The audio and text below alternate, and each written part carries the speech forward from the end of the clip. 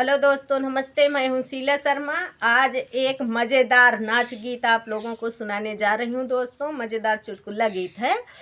आप लोग उसे फुल आवाज़ करके सुनना। दोस्तों, आप सबको पसंद आए तो लाइक शेयर सब्सक्राइब कमेंट ज़रूर करना। दोस्तों, तबीयत सही नहीं चल रही है, सर्दी के मारे गला दुख रहा है, लेकिन वीडियो बना रही हूँ। आप लोग सपोर्ट करना। दोस्तों, आमवा महुआ के झूमल डारिया तनिता कना बलम जी हमारे ओरिया। आमवा महुआ के झूमल डारिया तनिता कना बलम जी हमारे ओरिया।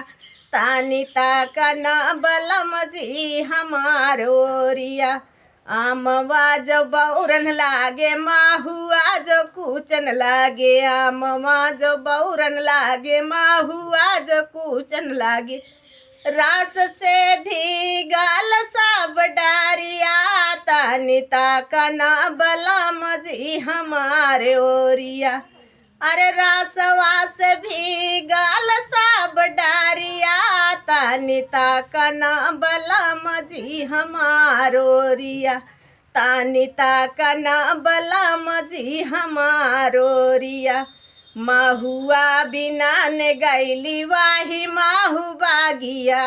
महुआ बिना ने गैली वाही माहू बागिया। वाही माहू बागिया हो वाही माहू बागिया।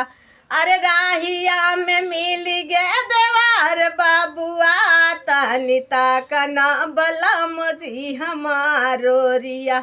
तनिता कना बलम जी हमारोरिया। माहुआ बिना ने गैले वाही माहू बागिया।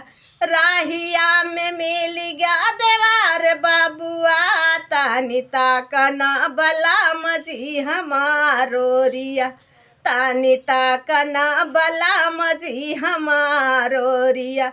आमवा महुआ के झूमल डारिया तनिता कना बलम जी हमारोरिया। तनिता कना बलम जी हमारोरिया।